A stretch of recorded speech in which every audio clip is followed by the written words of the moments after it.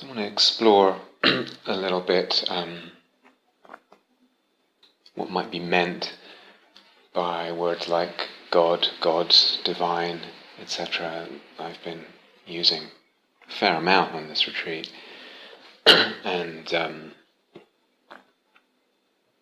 explore a little bit how we can relate to that, how we might relate to those words, ideas, what conceptions might make those kinds of ideas useful for us, fertile, enriching, opening. And I'm very, very aware, as I think I mentioned, that using words like God, gods, divine, and other words like that, that for many people, hearing those words, reading those words, coming across those words, brings a reaction, sometimes a very strong reaction, all kinds of reactions, in fact, and sometimes negative reactions, constricting and blocking and adverse and aversive reactions. Sometimes people just get nervous around those kind of words. They are, for many people, loaded words, and we can tend to bring quite a bit of baggage to those words and those concepts and those ideas. And a lot of that comes from our history, and the cultural history, and perhaps upbringing and experiences when we were young. And some of that might include quite a bit of woundedness in certain situations and contexts, religious contexts or education or upbringing, all kind of ideas that were unhelpful. So I'm aware of all this, and perhaps even more so aware, or more importantly, aware of how easy it is to bring assumptions and preconceptions, and even more so, really quite simplistic notions, unhelpful notions, to those words. And when we hear them, we immediately think this is what is meant. That's what is meant, and a barrier comes up, and something constricts, and people argue, and it's rampant in the culture right now. This sort of atheist, so-called atheist, so-called religious debate, and the whole thing is taking place on a really quite literalized level, literalized, simplistic notions, sort of battering against each other. So people might entertain the idea of an old man with a beard on a cloud judging, as if that really exists, or the creator of the universe, and this sort of thing. So aware of all the history, the possibility of woundedness that we might have, but it's really these assumptions, preconceptions, notions that I want to open up, hopefully, and hopefully render useful and creative a little bit in these talks. So for some people, actually, the word divine is a better word than God. In Tibetan Tantra, the word yidam is the deity, the tantric deity. And they talk a lot about, as we mentioned, seeing appearances as a divine, knowing appearances, sensing appearances as divine. This is Tibetan Tantric language, and talk about the primordial Buddha, primordial Buddhas, cosmic Buddhas, all this. So again, the question, is it possible, or how might it be possible to open up these words, really these concepts and ideas, so they become, again, ideas related to this word eidos, what we look through. How can we relate to such ideas that they become useful and fertile? Is that even possible? So I want to try, emphasis on try, exploring, describing, elaborating on conceptions, possible conceptions and experiences. So conceptions and experiences, those two always go together. Conception and experience always go together. Some of the possible conceptions and experiences of the divine, divinity, etc., that we might have in practice and in life. related mostly to what we've been talking about.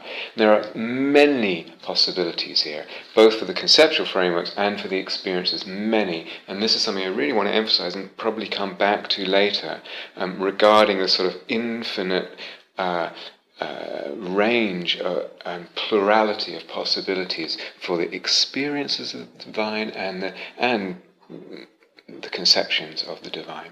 So I'm only going to talk obviously about some, and some of the ones I'm going to talk about can actually mix and infuse each other. Now obviously because we're constrained for time, I'm going to have to be brief, and I'm going to try and explain as clearly as possible some of these ideas, some of these ways experience open. But some of what we're talking about now, really, the ideas and the experiences really depend on understanding, a deep understanding of emptiness. And some of the experiences will also depend on a deepening and deep experiences of emptiness in practice. So, for those of you who are not yet that familiar with that whole territory, it might be quite elite, but it might not be. So I wouldn't assume either way. But just as an aside or related to that, I have been thinking. I think I mentioned earlier in the retreat quite a lot about what a good idea it might be to think more in terms of a curriculum, in terms of Dharma teaching and insight meditation teaching. Because it could make a lot more possible. It's like, okay, now you've understood this, now you've developed these skills in practice, you're able to experience this, you're able to open that way, you're able to have this or that kind of mystical experience, or this or that sense of well-being or dissolution of dukkha, and now can we build on that? Now that you've got that understanding, etc., can we deepen that? Can we open a further door? We've opened these doors before, can we open other doors? Without a curriculum, sometimes what happens is teachings of just the basic sort of teachings at the same level get repeated, and it's actually hard to move on without people feeling like you're losing them, or feeling very uncomfortable, or judging themselves, etc.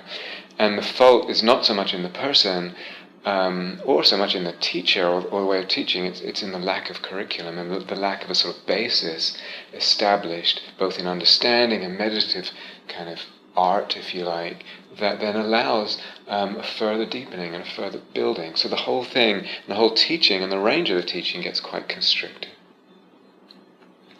So I said, hang in there. I said that in a couple of talks ago. Hang in there if it's a little bit difficult with the concepts. May take a few listenings, and may be something. Some of this may be something that fills out more as your understanding of emptiness and your practice with emptiness deepens. And by the way, and this is something I want to emphasize, hopefully again and again, that when I talk about God and the divine, or that kind of thing, or gods, always, that God, a God, the divine, etc., is empty. It has no inherent existence. So I'm not postulating something having any kind of inherent or independent existence. Sometimes that's hard for people to understand. They just assume with that word that one is postulating that. But I'm not. we'll repeat that. Now we could ask, why bother? Especially if some of this is going to be complicated and maybe difficult to understand and sort of a little bit elaborate sounding. Why bother talking about these concepts and conceptual frameworks? Well, for a couple of reasons, at least. One is in terms of both in terms of soul and soulfulness. The first is there are aspects of soul that love ideas, that love conceptual frameworks, and it's part of the play of the soul. It feels almost like a necessity for some aspect of the soul for its life, for its vitality and its vivification. And secondly, soul and soulfulness and soul-making needs a conceptual framework or conceptual frameworks that allow for soulfulness, soul-making, that enrich soulfulness and soul-making, that nourish it, that actually are wide enough to give it space to grow. So the ideas, the conceptual frameworks, the logos that we are entertaining needs to have enough space so that the soulfulness can grow. And also that allow experiences, so that's part of the soulfulness. The conceptual frameworks need to be wide enough to allow a range of experiences. We've said this before, this is so crucial. So often people are living a life and practicing in a way, harboring conceptual frameworks that are uninvestigated or unarticulated, unconscious, and that perpetuates a very narrow range of experience, both in life and in meditation. So the conceptual framework, or conceptual frameworks, can function, or we want them to function, like a fertile womb, a space that's actually fertile. Things can grow and expand, and maybe even the conceptual framework, actually, importantly, the conceptual framework itself can also grow and expand and stretch. So soulfulness, soul-making needs conceptual frameworks that support it. And if we could put that with the Greek term, psyche needs logos. Psyche needs logos. Psyche needs a logos or logoi, that from the plural, that support it, that enrich it, that deepen it, that allow it.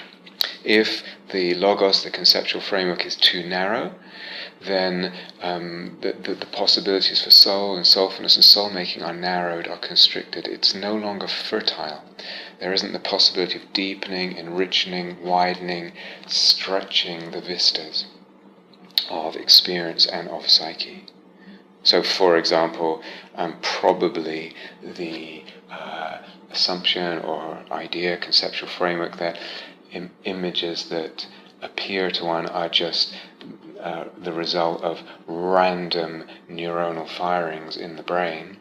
That kind of idea, that kind of conceptual notion is probably not very fertile to soulfulness and soul-making, and there's many others ways of explaining things that seem so attractive as truths, especially in modernist culture, that actually kill, stifle, constrict soulfulness and soul-making. Okay, so let's begin and just for now divide up, say, 4 possibilities. As I said, a lot of these overlap and can infuse each other and mix, but let's delineate at least 4 possibilities for experiences of the divine that are possible for us. So the first, and I've mentioned it several times already on this retreat and obviously elsewhere, is that it's possible for a person, much more possible for a meditator, to know, to realize, to experience, to open to. Actually, the language of how to put it breaks down, but to know, realize, experience, open to what is unfabricated, the unfabricated, where there is not the fabrication.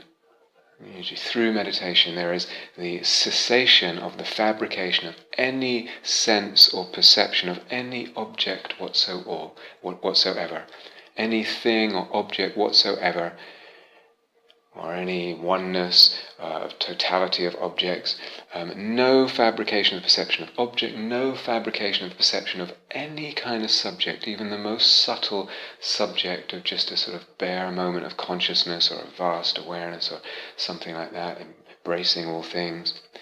No fabrication of the perception of objects or subjects or time. not the past, not the future, not the present. All those very fundamental, the most fundamental structures of experience, subject, object, time, space, all this, not being fabricated. And then, so to speak, what is left then is the unfabricated. It's not just a blank, unconscious, like being in a coma, it's the unfabricated. We talked about other ways of putting that. We talked about Avicenna in the Islamic tradition, talking about the darkness that reigns forever. We talked about the Jewish mystics ayin, which translates as nothing. We talked about the Neoplatonist one. All these are actually pointing to the same thing, articulating this same transcendent experience, transcendent opening, unfabricating, transcendent reality, if you like, in different language, struggling to find the words there. It's there definitely in the Christian mysticism of Meister Eckhart and St. John of the Cross, people like that. And to 20th century theologians and philosophers, for example, Franz Rosenzweig talks about the God that is before all relation, whether to the world or to himself, the seed point of the actuality of God. And he draws on the philosopher Schelling, his notion of a dark ground, etc. Different ways of talking about it. In Buddha Dharma, again, different. The Buddha describes it in different ways, uses different language. Perhaps the clearest is the unfabricated, and it's a way of conceiving of the whole process that moves towards that, if you like, learning, as I said, through developing the art of meditation and learning how to basically fabricate less perception, less appearance, less experience. Just gradually, starting at probably for most people, starting at the levels of horrendous and painful solidification of self and other and issue that happens in papancha, and just learning, through letting go of clinging, identification, certain gross clinging to conceptions, that can fade away. It cannot be fabricated in a certain moment. And I say, that's interesting. Let's take this and develop the skill, basically, of learning to let go of clinging, and I'm using that word in the broadest possible sense to include identification and subtle concept, etc. Learning to let go of clinging more and more deeply and at more and more deep and subtle levels. Not forever, but in a moment, as a practice of meditation, in different ways. And as I do that, I see the world of appearance as self, object, and eventually time and space, and all that gets fabricated less and less. Developing that skill, developing that art in lots of different and beautiful ways, I go deeper in this journey of learning to fabricate less. And eventually there's, whatever we call this, realization, experience, opening to the unfabricated. So this is realizable, experienceable, if we use those words, and not even quite the right words.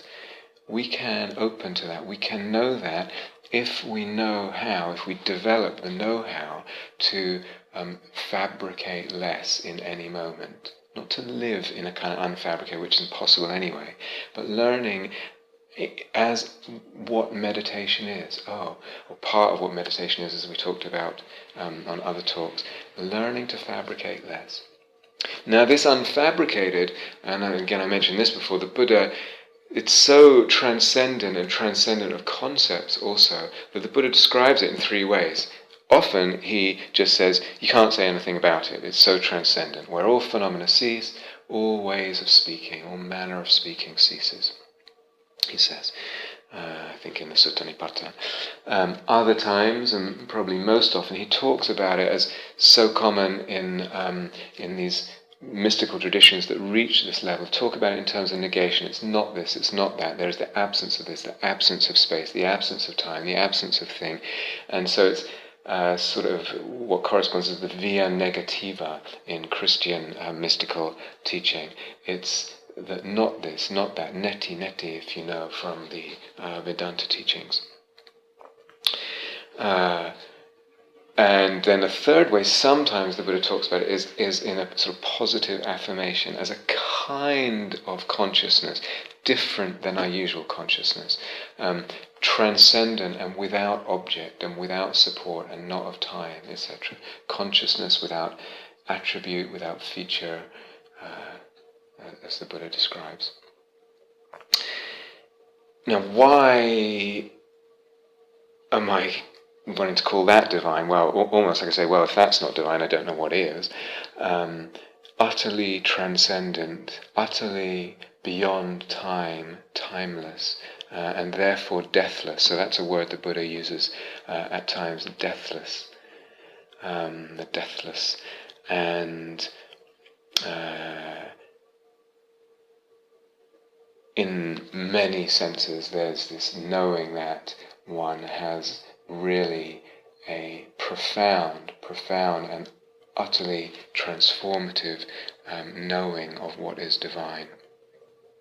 People talk about in the theological traditions the Godhead, God in his, herself. And this is possible for an insight meditator to know, as I said, just knowing how to go about it, go on that journey. So there's the experience of that in a way that's utterly transcendent, that totally beyond any appearance whatsoever of any subject at all, any object, any time, etc. And then there's also the possibility, either before one has fully opened to that, but more often afterwards, of this unfabricated, this deathless, if you like, I say shining through appearances, shining through the appearances of this world in different ways. This sense of a timeless dimension to things, a sense of this transcendent, unfabricated, this deathless, if you like, dimension, if you want to call it. The Buddha sometimes uses that word. We could say shining through appearances and transforming the sense of this world, the sense of life and death and self and other and all of it. So precious, utterly precious for a human being to know that and to taste that and to open to that.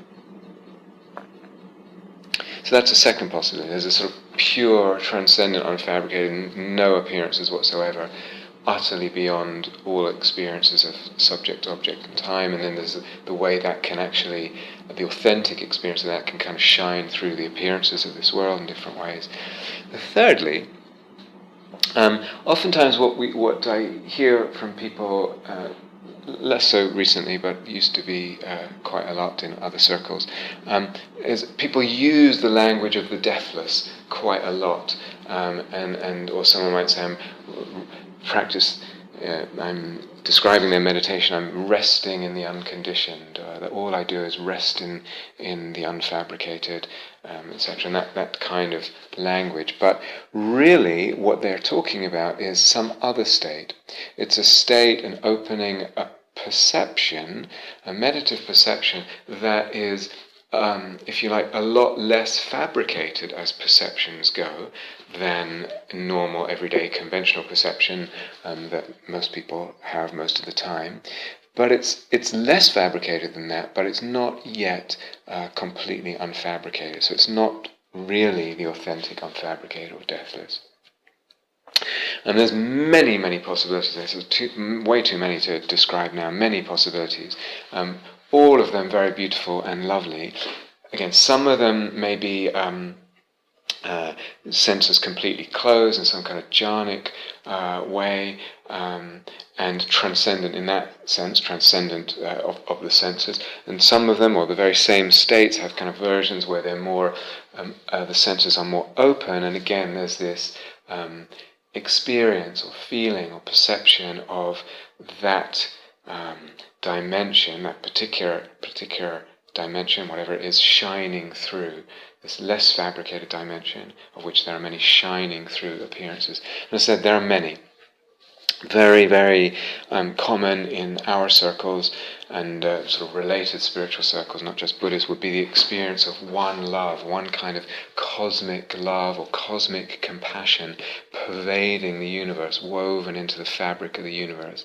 And oftentimes, people just doing a metta retreat or metta and compassion over some weeks will eventually organically, without even me suggesting it, open to that experience. And in a way, I'm oftentimes kind of waiting for that to happen, not as the be-all and end-all at all, but as one opening, one perception that's so beautiful, so enriching, so supportive, and so helpful.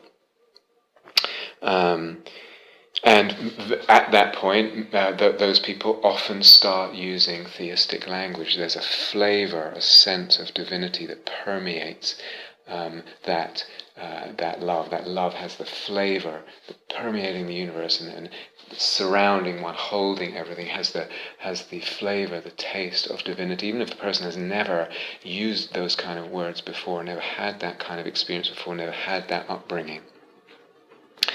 Another one, probably even more common in insight meditation circles, is similar kind of thing, but what pervades the universe, or pervades all appearances, is awareness. And this can come in lots of different flavors. I don't have time on this retreat to differentiate between them, but there's kind of a oneness of all things in one awareness. Sometimes people call one mind or big mind, or there's lots of different versions, and there's cosmic consciousness and sixth jhana, different variations of the sixth jhana. There's many, many things there.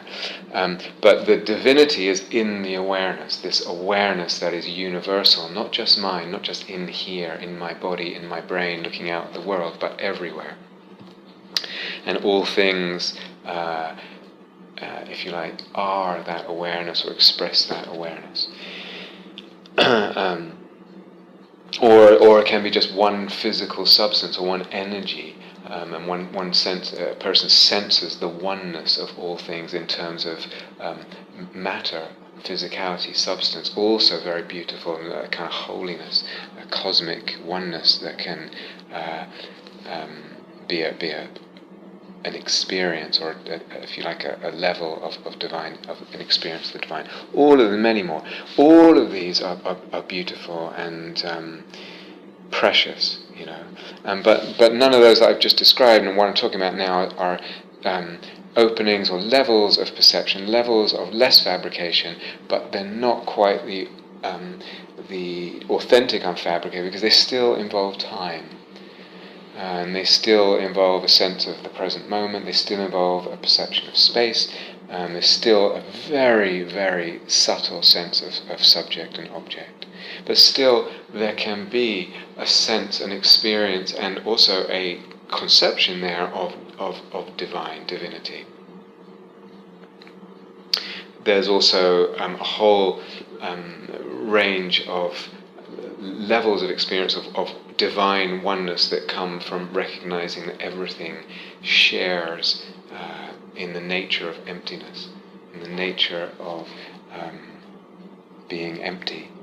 And that understanding of being empty can be at lots of different levels and bring with it different levels of a sense of oneness corresponding.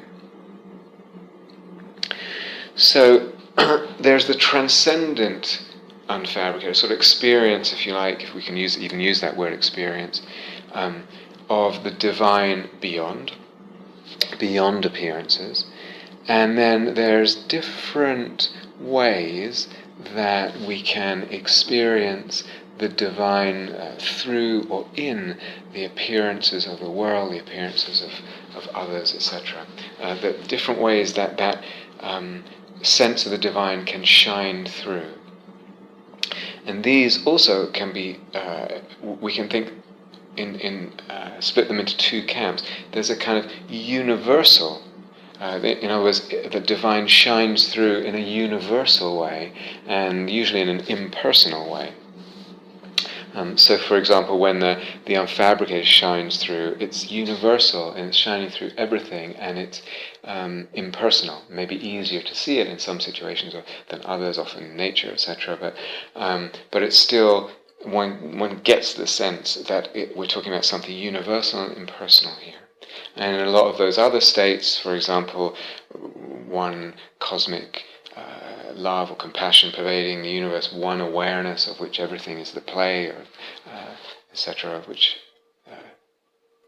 everything has the substance of awareness, whatever these kinds of openings. These are also universal and impersonal.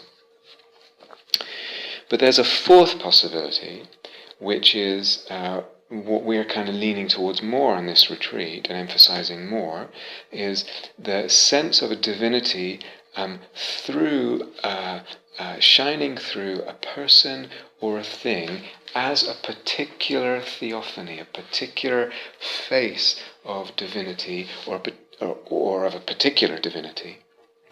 So it may be an imaginal figure, or a person or a thing seen as image, seen through the lens experientially of mythos, of fantasy or whatever.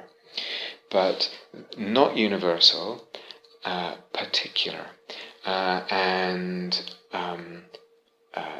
not impersonal, but personal, involving personhood. So this is what I would like to hopefully unpack a little bit, or see what we can explore and give as possible support in terms of conceptual frameworks for. Is it possible to open and provide, or even begin offering conceptual frameworks for a notion of divinity that can include and allow and support and nourish a whole wide variety of experiences of the divine that are not just of a transcendent divine or of a universal impersonal divine, but of particular theophanies, whether they're, as I said, imaginal figures or the imaginal in and through persons and things. So my life, my personhood, your life, your personhood, or someone else's, as seen as, experienced as, sensed as, and conceived of as the expression, the manifestation, or appearing as the manifestation, the expression of the divine, of particular, unique faces of divinity. Is that possible? This is really what I would like to explore. Just to say, too, as we go into this, it seems important to me, I mean interesting certainly, but also important as in trying to offer or inquire into or explore various conceptual frameworks that might support and deepen and have a place for this idea of divinity, or an experience of divinity, experiences, plural, of divinity. It seems important in all that for me to tie it together with an understanding of emptiness, and as I said before, to put everything, the whole Dharma, on a basis of emptiness thoroughly. And so how, for instance, does the idea of the exploration of fabrication, seeing what's fabricated, seeing how perception is fabricated and the total way it's fabricated, and exploring less fabrication until one opens to the unfabricated, how does that kind of teaching, that kind of way in to understanding of emptiness tie together with some of these other ideas and conceptions, and tie together with the imaginal? And how does that experience of divinity as the unfabricated tie in, or does it? Or how does it relate to other experiences of divinity? So some of that tying together, and the relation is actually very simple. It's really just a conception of the Dharma, as we've alluded to briefly, and I've outlined in a lot of detail elsewhere. The conception of the Dharma is this exploration of fabrication, and different perceptions, if you like, are experienced, perceived, appear depending on how much fabrication there is. So an experience of cosmic love, so to speak, is an experience of much less fabrication than your everyday experience, where that's not present, and selves and things and others seem very separate and very solid. So there is, if you like, a spectrum of fabrication that we can explore, and different experiences of the divine kind of take their place on that spectrum of fabrication. And so the relationship is actually relatively simple once you get into exploring that. So the cosmic consciousness is relatively unfabricated experience compared to everyday experience, an experience of a lot of papancha, a lot of hindrances, a lot of self-building and other building and issue building is an experience of more fabrication, and almost certainly less sense of divinity there. So some of the relationship is quite simple, fits quite easily, and sort of mapped a lot of that out before. But in relation to the imaginal and the idea of theophany, this imaginal figure, or that person that I love as theophany, and the particularities and the personhood there, the relationship is not so simple. So in exploring some of this and elaborating on and opening out a little bit, I'm going to draw on different conceptual frameworks. Some are ones that I worked out for myself, and others originate in other traditions, etc.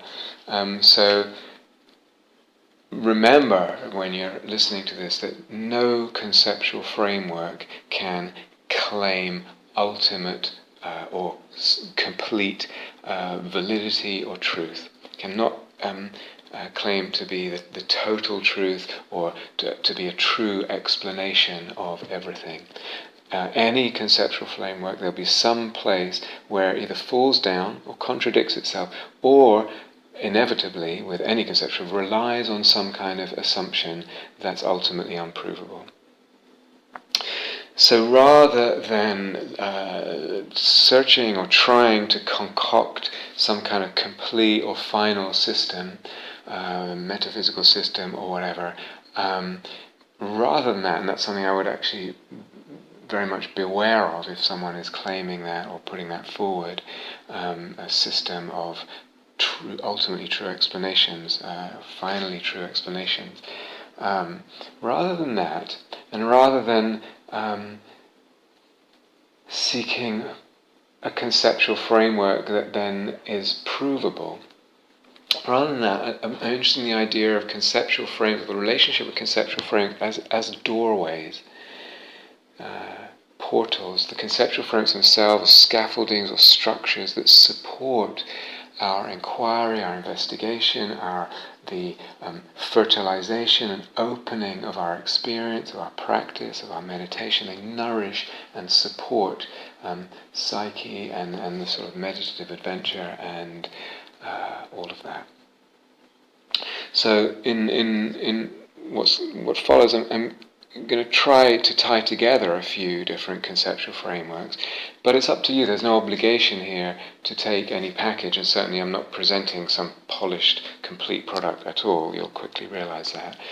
You may gravitate towards one of these frameworks. You may tie them together in the way that I do, or I'm trying to at least, or in your own way, or you may have some other conceptual framework that you draw on to support the validity of and fertilize imaginal practice in the sense of the divine through imaginal practice. Let's start with what we've already talked about, this notion of fabrication of perception and the learning, the possibility to learn the skill, the art in meditation of unfabricating to different degrees, of fabricating less perception. And eventually to open to realize, experience, so to say, the unfabricated, what is unfabricated, in this transcendent dimension, if you like, beyond any subject, any object, any sense of time, including the present moment. So, how does this unfabricating work? Earlier I said it's dependent on clinging, but we could also say it's dependent on delusion. In other words, to the degree that there is delusion operating in the mind at any moment, to that degree will there be the fabrication of perception. Perception is built up, solidified, made more separate, made more intense, to the degree of delusion. Out of delusion comes clinging and craving, as the Buddha pointed out, but it's delusion really that's, if you like, the kind of most important supporting condition for the fabrication of perception and appearance. That's why it's first in the 12 links of dependent arising that the Buddha outlines. So when we look with delusion, when there's delusion in the chitta, in the mind, in the heart, it fabricates more perception. Now, state papancha is full of delusion, isn't it? And that's why there's more fabrication. There's more fabrication of self, more fabrication of issue, more fabrication of other, etc. Story, that whole structures of the fabrication of perception. As there's less delusion, less belief in an inherently existing self, less belief in any of the subtle concepts that operate in the citta usually, including belief in time and space and awareness of something. There's all kinds of possibilities, and there's less clinging, and so the the structure of appearances, the fabrication of appearances begins to fade. They begin to be fabricated less and less, to the degree that the delusion is sort of not there. Or we could say, to the degree that insight is there, there's less delusion. Insight and delusion are, what do you call them? Opposites, sort of inversely proportional, whatever the phrase is. So less insight, more delusion, more appearances. More insight, less delusion, in other words, less appearances. Until eventually we see that when delusion, in any moment that delusion is really drained from the citta, at that moment there will be this complete unfabricating of perception, of appearance, of experience, and one opens to, if you like, the unfabricated. And we see the world of the fabricated is built on delusion, we could say. The house builder that the Buddha talks about is built on delusion. That's why in his awakening he said, I've understood. And there's not the delusion anymore. House builder, you've been seen. And so in that sense, the unfabricated takes ontological precedence over the fabricated. It seems more real because the fabricated seems a result of delusion. It also feels, and the sense very much is of the holiness resides much more fully in the unfabricated than in the fabricated. So actually, through this very deep experience we're talking about now, but a duality is created between the unfabricated and the fabricated. One seems holy, so to speak, the other just the product, or primarily the product of delusion. Fabricated through delusion, dependent on delusion, as the Buddha might say. But the journey, in the meditative journey into emptiness, the understanding and insight in terms doesn't stop there, hopefully. And we begin to actually see deeper into the whole notion of fabrication, the whole structure of the teaching of fabrication, and actually see that because time is empty, because what is fabricated is empty, that actually fabrication itself is empty too. And then this is one way of dissolving the whole duality, collapsing the whole duality between the unfabricated and the fabricated. And then there is not this sense of the unfabricated is holy and the fabricated is not holy, for instance.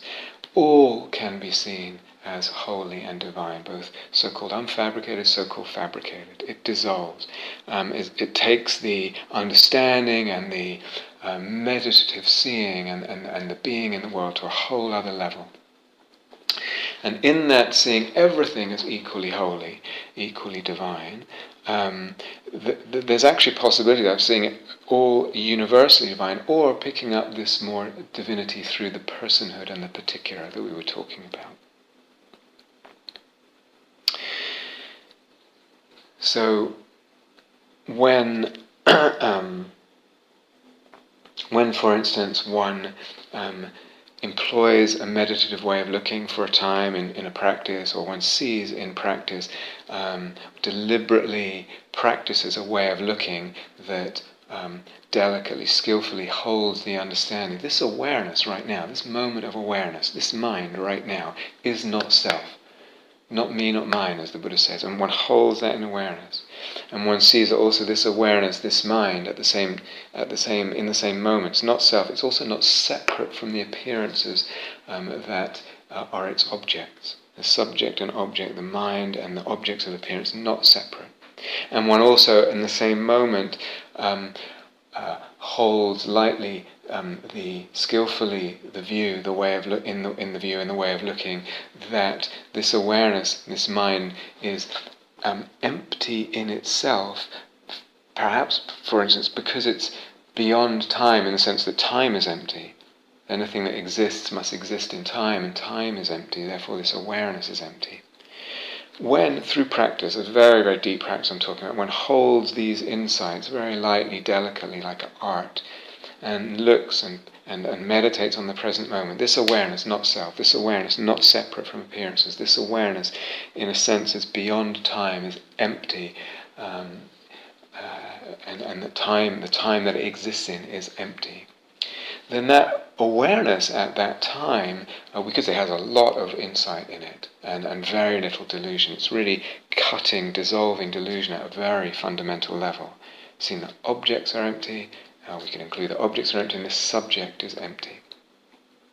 And then there will be an unfabricating to quite a deep degree, and the awareness, if we still talk in terms of awareness, it moves towards, to some completely, or to a large degree, towards this consciousness without attribute that the Buddha sometimes uses as a phrase to describe the unfabricated. But it unfabricates. There's an unfabricated awareness or consciousness there, very different than our usual consciousness, and not the kind of vast awareness that I've mentioned at other times. But another one possibility there, holding all that insight, for a meditator who's really practiced and developed gradually this art of unfabricating, is one possibility. It unfabricates, and it if you like, opens to this unfabricated awareness. Another possibility, though, is, and even more artful, is one can actually play with and modulate the degree of the fading and unfabricating of experience. And it's as if like you're taking your foot just lightly off the pedal there, so that you're holding all this understanding of emptiness very, very lightly in the mind. It's not a great deal of thinking, but that insight is there. It's imbuing the awareness. And yet you're not letting it completely fade, because you're not leaning on the insight too heavily. So it's very light touch. And so appearances are around, but they're imbued with the whole sense of subject, object, awareness. Appearance is imbued with the deep understanding of the emptiness of all of it, radical, deep, total emptiness. And it's possible then to play, because appearances are still around, it's possible to play with tantric practice, which essentially is a mimicking of a Buddha's, I'm going to use the word gnosis, Gnosis, just as a translation of the Tibetan word yeshes, Yeshes, particularly so that we don't get confused with words like insight or awareness or wisdom. So using all these words, sometimes the vocabulary gets so confused, people using different words or not realizing there's a difference. But the practice of Tantra is this mimicking of a Buddha's gnosis, a Buddha's ultimate, let's call it wisdom awareness, as another translation of the word gnosis. And that's one way of understanding what Tantra is. In this sense, the word ultimate actually means ultimate because it's the because it's what a Buddha has, like a fully developed being. So we've touched a little bit on this before, that in the Vajrayana and the Tantric teachings, the word ultimate is used in different ways. Sometimes it's used to refer to emptiness. Sometimes ultimate means what a Buddha enjoys, or what is characteristic of a Buddha. And again, there's all kinds of confusion and slipperiness with vocabulary. So sometimes in Tantric teachings, in Vajrayana teachings, now I'm going to draw particularly on someone like Mipam from the Nyingma tradition. He died in, I think it was 1912.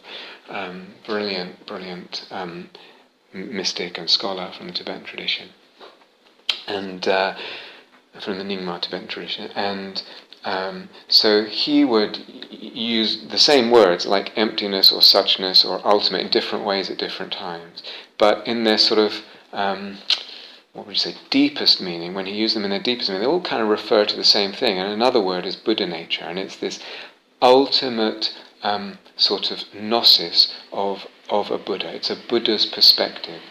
So this Buddha nature, this ultimate, actually in his way of presenting what Buddha nature means, it includes both the subjective and the objective aspects, of this Buddha mind, this Buddha gnosis, this ultimate Buddha gnosis. Both the subjective, and that subjective is this yeshes, this gnosis, this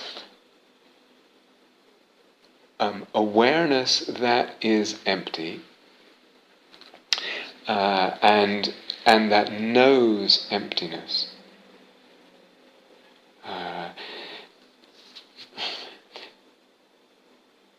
Sometimes people use the word, this is an aside now, sometimes people use the word pure awareness, but awareness always has some degree of insight or delusion in it, and it's always mixed with other inclinations, some degree of clinging, etc., some degree of conceiving.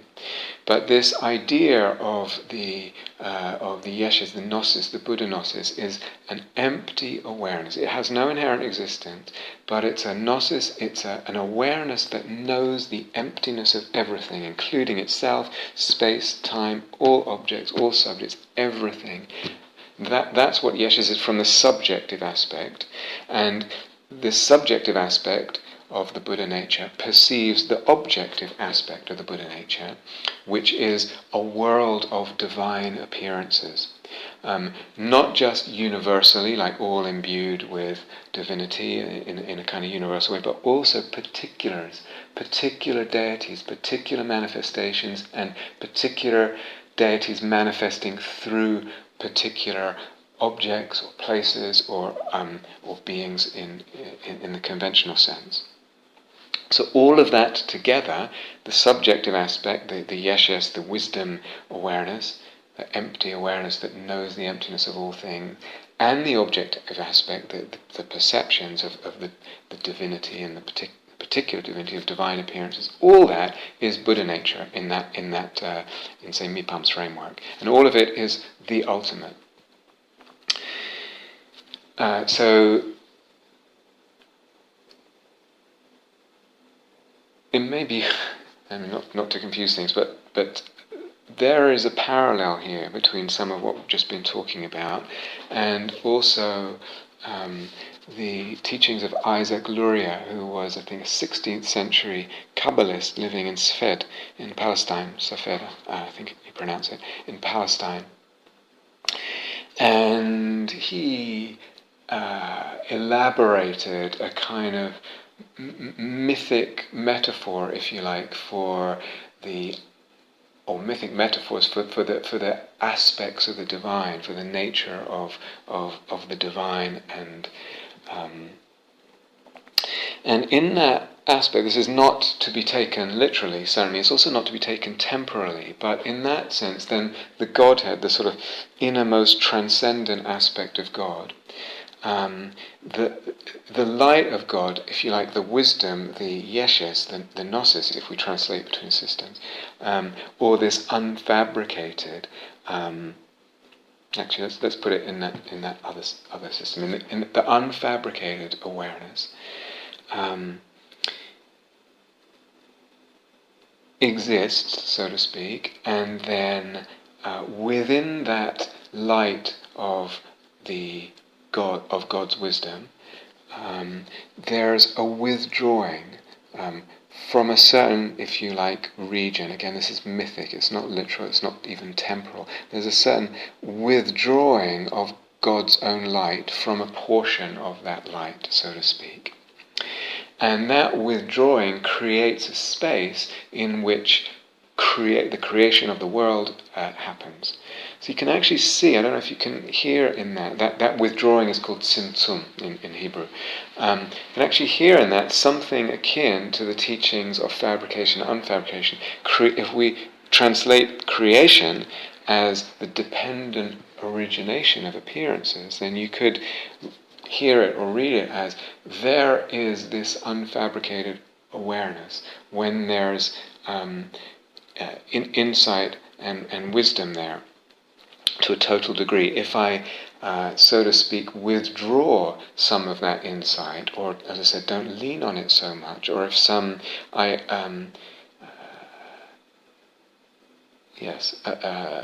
allow it to be not so complete, then appearances can be fabricated. It allows fabrication. So there's real parallels I find interesting between that and a teaching of the dependent origination of appearances. Once one has understood that teaching at a deep enough level and can hear in a different way these other, which to us sound very strange theistic systems, often depending on your background. And then the question would be, well, why would God withdraw some of the light of that insight? And there's different answers there in this mythic system, partly because God's nature is infinite, and being infinite, God includes not just the transcendence of aspect that's beyond appearances, beyond form, beyond manifestation, but also includes the whole realm of manifestation, indeed all manifestation, because God is infinite in one's nature, is Ein Sof, without end in the Hebrew. That's one part of an answer. And another part of the answer, which in a way is also very beautiful, is because of God's desire. And you may have heard this, God desired to know himself, to know herself through appearance, through manifestation. And so there's this desire to not remain completely transcendent, unfabricated, without form, without manifestation, without all of that. And again, not to stretch it too much, but we can see the desire there and the relation between how clinging and craving work to fabricate appearance in the wheel of dependent origination. But Isaac Luria goes even further, because all this, that kind of mythic metaphor, structure, conceptual structure of the nature of God, say all that, this idea of God withdrawing from a portion of his divine light, withdrawing, creating a region of less light, that whole idea is from the perspective of the human only. From God's perspective, there is no withdrawing of light, there is no tzimtzum. So again, if you can feel into this a little bit and actually see, oh, that's similar to this, or has parallels with this, as a further stage of the teaching about fabrication, actually understanding both fabrication and unfabrication are empty, that there's no duality there.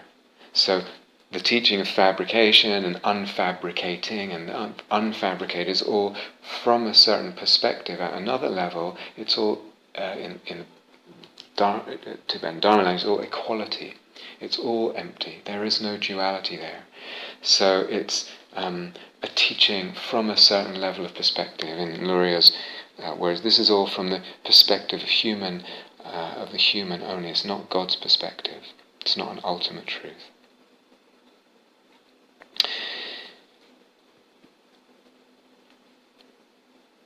Now, when I, let's say, practice and get a sense, if I develop the art of my practice, of my meditative practice, and my skill with emptiness and playing with fabrication and appearance and unfabricating, when I do that and develop that, then I can ask at a certain point, at any point perhaps, whose mind is this? Whose awareness is this? Whose wisdom is this? Because I can see it is not self. It is not my awareness. There's a real developed perception possible. This awareness is not self. So really important practice to cultivate. And at the same time, it's not separate from appearances. And if I'm practicing in a certain way, it's not separate from the divine appearances that I sense. And I sense too, whose mind, I ask you, whose mind is this? Because it's not self, it's not separate from appearances or divine appearances, it's beyond time, it's empty. Whose mind is that? I cannot, I'll get the sense in asking that as a meditative question that both conceptually and experientially, we could say, I see, this mind, so-called my mind, is not separate from this Buddha nature, is not separate from the cosmic Buddha or the ultimate, as Mipam described it, is not separate from this ultimate mind or God, the mind, the awareness of God or the divine. So, not just conceptually, but experientially, I can open up that sense.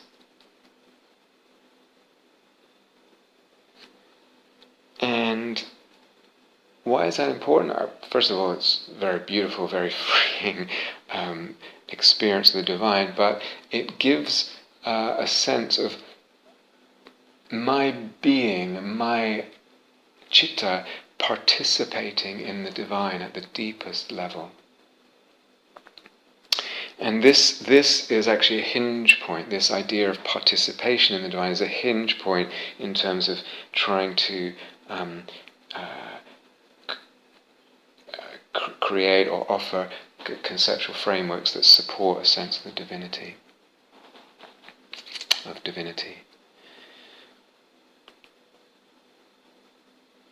Comes in. There are many possible flavors of participation, but the other day, the other week, my friend took me to a beautiful stretch of the River Dart. I'd never been there before, and there was a bend in the river, and there was no one there. We were there alone. It was a cold day, beautiful autumn day, and there was sort of steep cliffside on the other side of the river, and full of trees and sort of wooded, and really gorgeous, and the colours of autumn and the leaves falling on the water. And I was sitting there, opening to the whole scene and taking it in and the beauty of it. And into my mind suddenly came a line or a fragment even from Thomas Merton. Day unto day uttereth speech was what I remembered. I can't even remember if that's the right thing or if it's half a sentence or what the context was. I think it's the beginning of a passage of writing. Day unto day uttereth speech, whether he's quoting someone else or what, I don't know. Wasn't even sure if I was remembering it right, but day unto day uttereth speech. I had no idea what it meant, or what he meant by it, or what the original thing meant, but it was something that it ignited something in me, in my heart and mind and soul and in the perception, as I was looking at the river and the autumn scene and the beauty there. And I didn't quite know what it meant. But that poetic phrase came into the perception and shaped and opened the perception in a certain way. It's actually quite difficult to describe. So here I am sitting by the river, a beautiful spot, and everything that's there. And as always, there's many ways of looking. It's only a lack of meditative skill, or as I said, conceptual frameworks that are too constraining, whether we realize it or not, that actually limit our ways of looking. So very possible in that situation to see that scene only sensually, in the sense of pretty colours of autumn, yellow and red and gold, and how they reflect in the water, and one is just really, if you like, responding or tuning in at the level of purely sensual pleasure, if such a thing exists, or pretty colours there, is one way of looking. Or, of course, it being autumn, one could be filled with a sense of impermanence and reflect on impermanence, the leaves falling onto the river and swept gently along by the current, and one could that could be what one is sort of tuning into, and what colours and shapes the perception. Or a different variation of the whole process of nature moving, the river flowing, the decay, the growth and then the decay, and the whole cycle, that the process, one could tune into that. That would be a way of seeing, a way of looking, supported by the conceptual framework of the process, etc. But what was there for me was somehow triggered by this day unto day uttereth speech, this fragment of writing, this poetic, these poetic words whose meaning I couldn't really say. There was really a beautiful and very difficult to describe sense of participation, a kind of cosmology, or cosmopoesis, actually, if we use the word, was opened for me. In other words, the whole cosmos, including myself, and the whole scene there, and the whole of nature, was seen in a particular way, was felt in a particular way that involved participation, and particularly the echoes of those words, somehow as if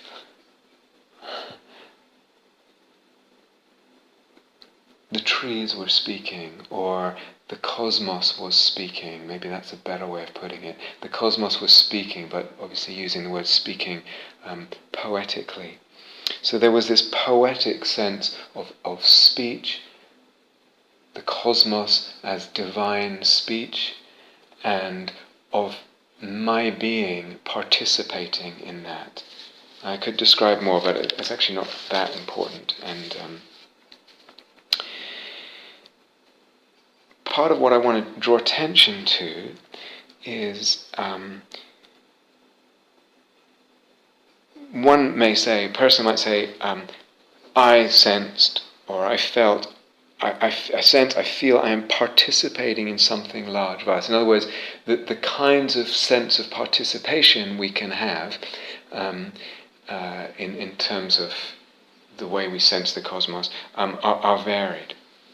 So many people might say, I sense, feel, that I'm participating in something larger of us. But what was characteristic about this sense was that it did not only refer to the fact that I was aware of or thinking of a vast web or a vast net of physical objects, or more dynamically physical events or processes, in which I participate, my body breathing back and forth, the autumn air, etc., my even just like sweat coming from my body, or how into the air, or how this body arose out of the earth and the elements, and that kind of level. It's a horizontal level of participation there.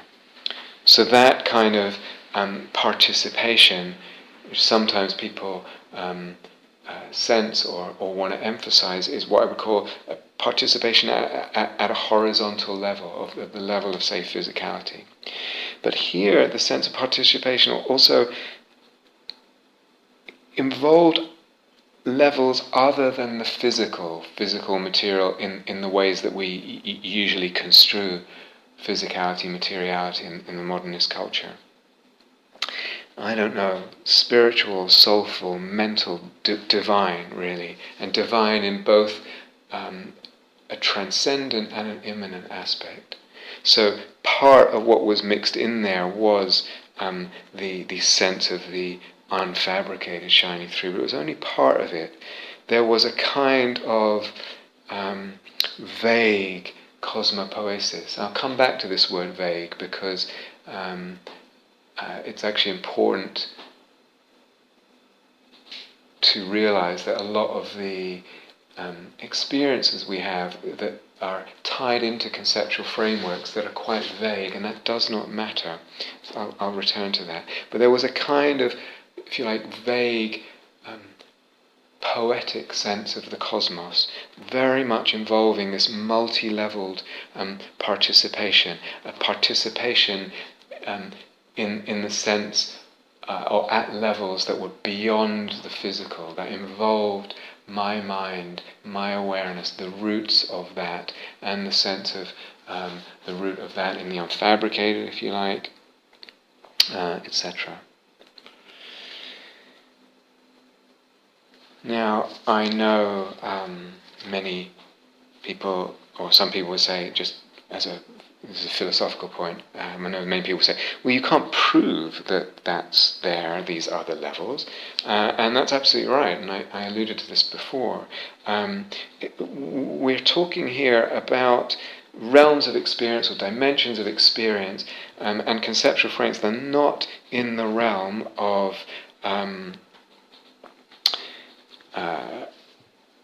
verifiability as it is scientifically defined. So we're not actually in the business of proving, and nor are we in the realm of what's provable, verifiable, according to the paradigms of as defined by science. But so what? So what? We're talking about experience, perception, deep, life-changing, important, these kinds of things that matter to us deeply. And so what if it's not in the realm of the provable or the scientifically verifiable?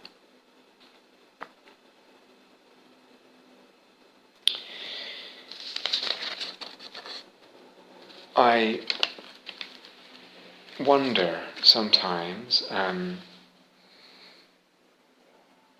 whether that kind of perception, I know I only described it vaguely, but I wonder whether that kind of perception, that sense of participation at other levels, the sense of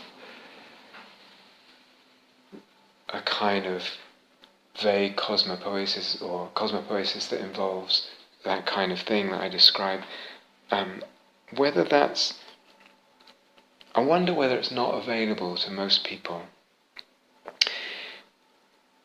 I wonder if it's gone out of fashion in some ways, meaning that it's not really supported as a perception for people these days, because people don't read so much about that sort of thing, or don't talk about it, or hear about it.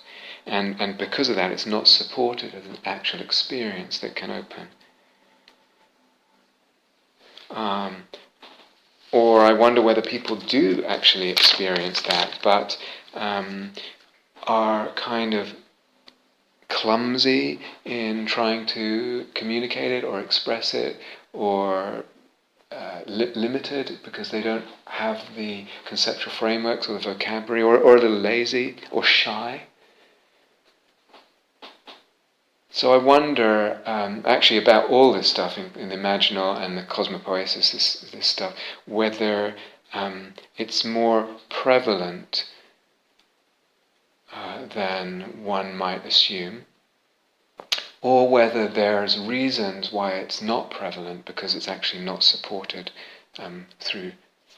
because of not being talked about, not being shared, not being given conceptual structures that support it.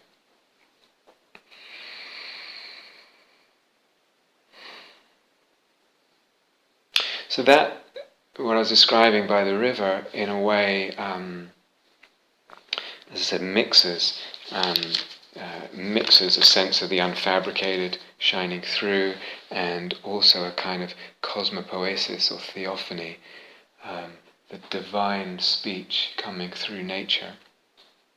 That was more than what we usually mean when we sort of think of poetic metaphors. It wasn't that I heard any words, wasn't that literal, but it was something that was palpable, that made a very deep impression, more than just a way of speaking about something. But this was a mixture of the unfabricated shining through and a kind of cosmopoetic theophany there. As I said,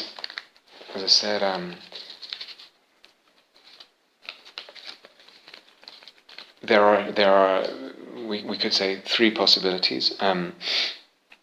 Of the divine appearing through appearance, and the unfabricated shining through, and the authentic unfabricated. There's the sort of universal awareness or universal love, other kind of more common senses of the divine in a universal, an impersonal way shining through. And then there's a third possibility, or range of possibilities that involve the imaginal and theophany and cosmopoetics. I mean, the divine coming through particular ways, particular appearances, through the particularities of a person, their personhood, etc. And the particular face of the divine in that way. And again, just a philosophical point, a person may say, well, yes, okay, you had such an experience, or this, or many of the other experiences that I describe, that people have had, or I share with you. And the person say, well, but it may be that it turns out not to be true, or it's not true. This is, again, such an idea. I wonder whether it falls into kind of a tight and narrow and not fully opened up conception of truth, that either it is or it isn't true. It's a way of regarding truth and reality that's very understandable given how we've been taught to conceive and think of things. But maybe it's not, it doesn't have to be in that tight camp of either is true or is not true. As I said several times in this retreat, the whole notion of reality and truth needs opening out, kind of filling out the range. We need to be a little more sophisticated with what we're talking about. And here, in these kind of experiences, as I said, we're concerned with perception, meaning experience, and also meaningfulness. And it's important to realize this is what matters to us as human beings.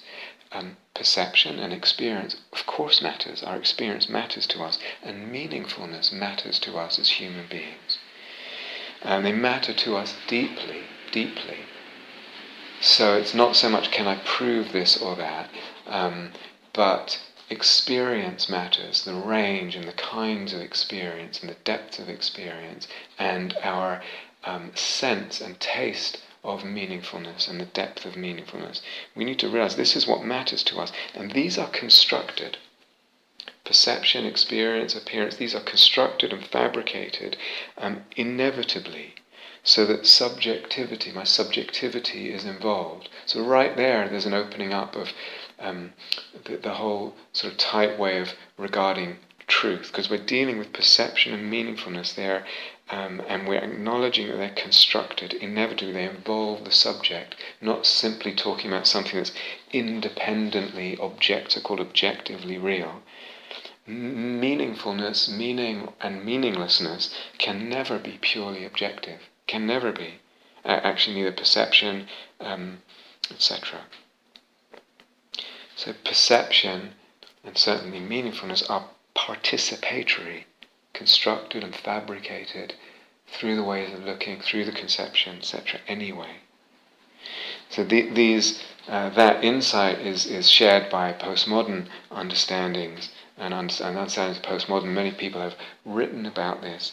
I feel sometimes with postmodern writers or writers about postmodern are in that sort of tradition, if you like, if you can even call it a tradition, or that direction, that thrust, in a way are limited through not having meditative experience.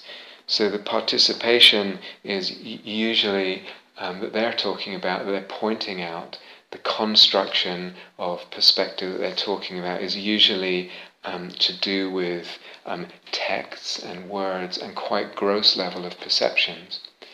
And even some of the people like Heidegger and others, all these people really lacked a depth of meditation that really enabled them, would have enabled them to really enter deeply into the subtleties of what's involved in participating in experience and constructing and fabricating, all the subtle conceptuality that's involved. They're way more subtle than language or words or thought, as they so often pointed to. And when one has that degree then of understanding and learns actually to move between multiple perspectives and realizing that none are true, it's quite different from just an intellectual philosophical understanding of, say, post-structuralism, postmodernism that just deconstructs this or that perspective or this or that understanding or this or that piece of writing or philosophy or whatever it is, and kind of pulls it down or points out how it's constructed at a certain level. Oftentimes what happens then is it just veers towards a kind of nihilism, as if recognizing that all perspectives are not true, if you like, or constructed, but there isn't then enough meditative skill, because one hasn't developed that meditation, to actually then realize, oh, these are all actually constructed on a much more subtle and deep level, all these perspectives. I can actually realize that and then enter into multiple perspectives, rather than just deconstructing and being left with a kind of cold, barren nihilism or an intellectual game that kind of leads nowhere. I can actually enter into different perspectives, we talked about so much on this retreat, and play with that meditatively.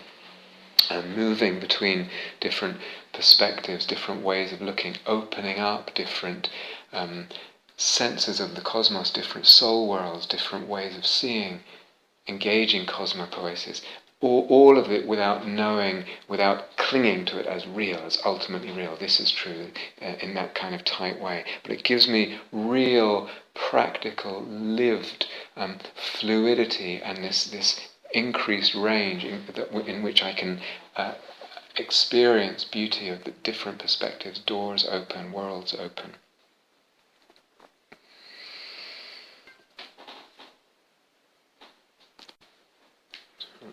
Rather than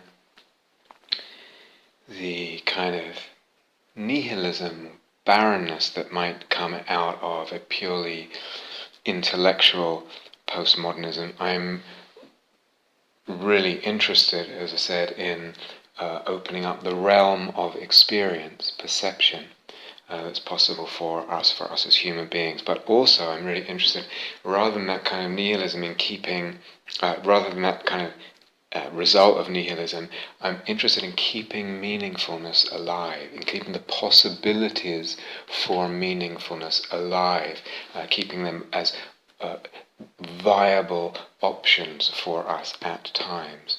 I'm interested in conceptual structures and practices that support deep and rich and enriching sense of meaningfulness in our lives.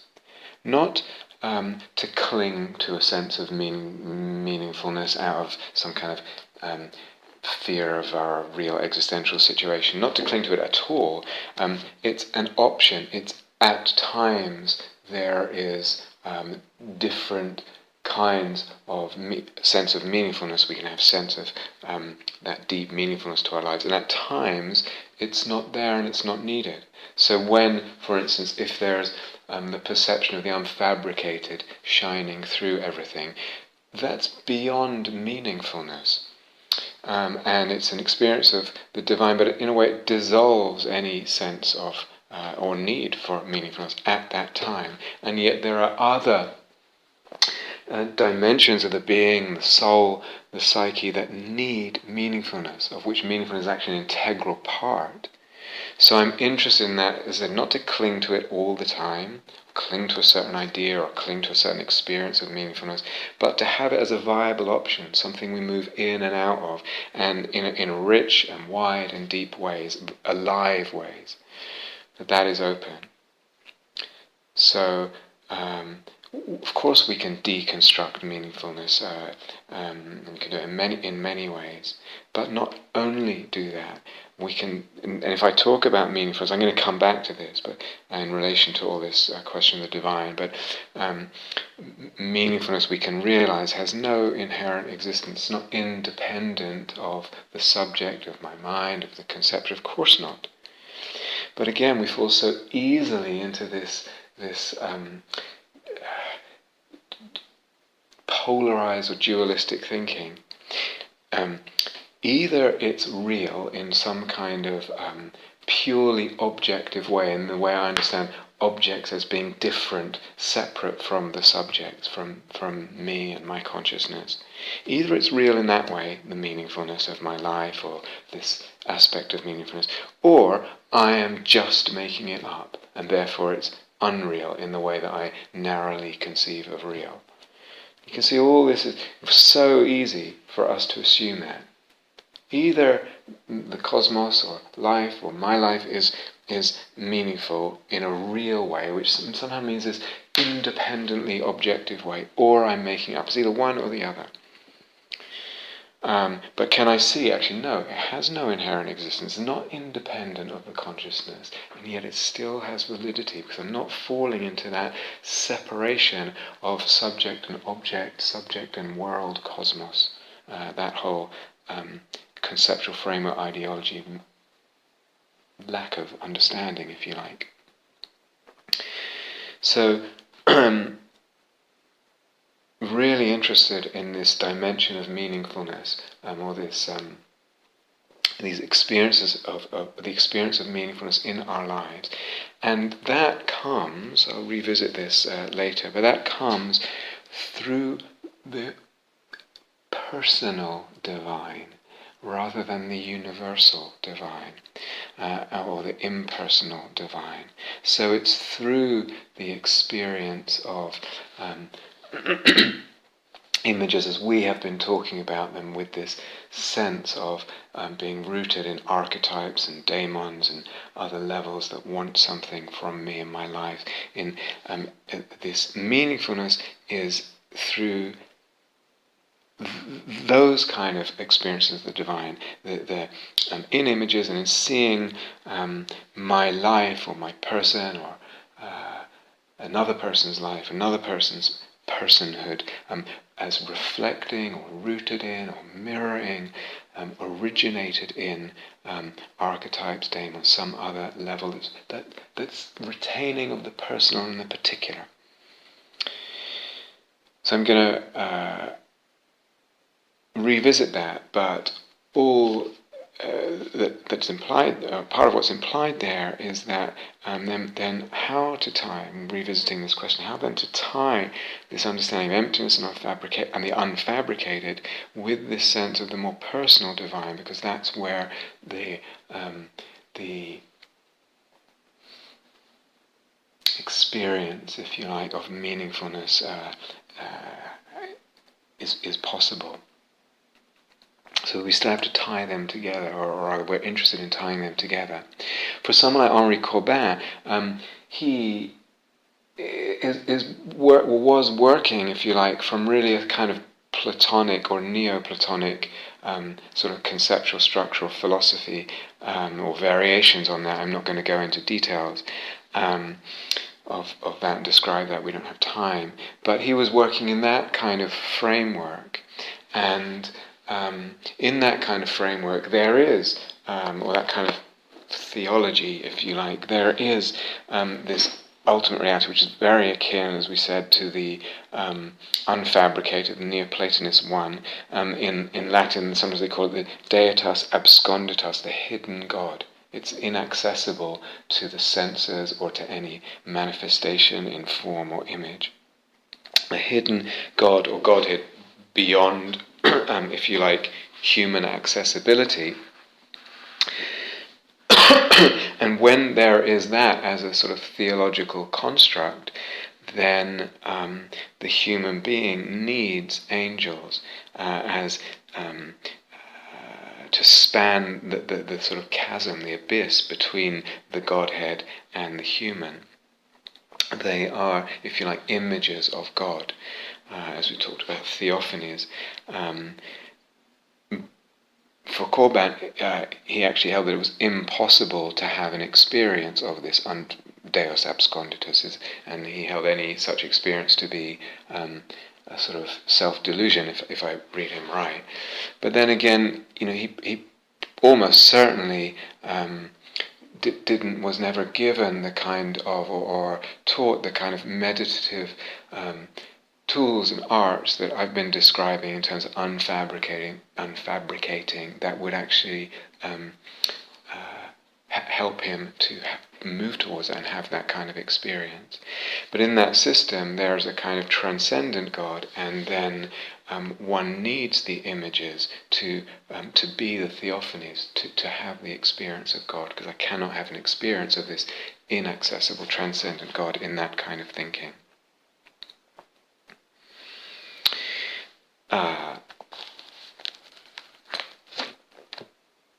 So in that system, the angels are, it's quite an elaborate system, but they are tied together, but there's a kind of, they span this chasm, if you like, the imaginal figures. But he also, if we stay with Corbin for a minute, he also, for him, would hold the human imagination and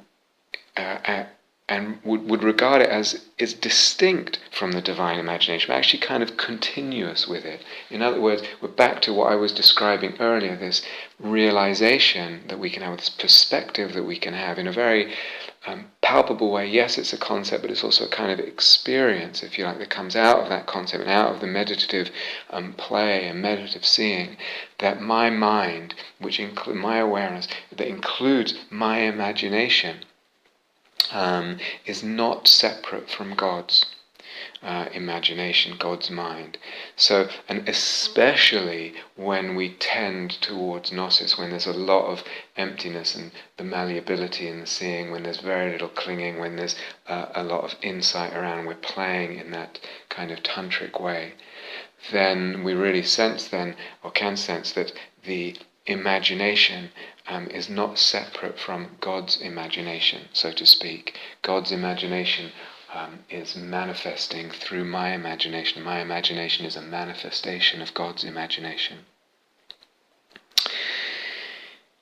So, and even for Corbin, there's a kind of theological structure there. As I said, I'm actually quoting someone called Thomas Cheetham, who writes a lot about Corbin. So, the human imagination for Corbin is distinct from, but continuous with the divine imagination. You can see how that parallels very much what I was talking about earlier. Whose mind is this?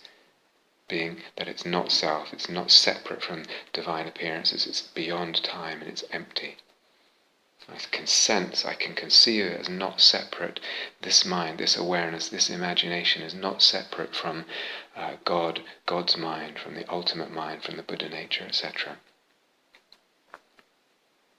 And then this experience that we, I would say, is inevitable for someone practicing, doing imaginal practice after a while and practicing deeply with imaginings. You have a sense of, yes, creating an image, but also discovering an image.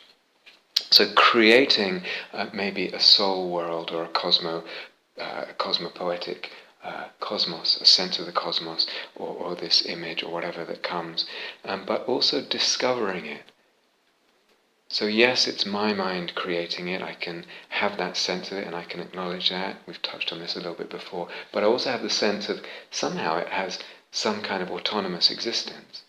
We could say, because it's in the mind of God, it's in the divine mind, it's part of the Buddha nature, the potential of the Buddha nature.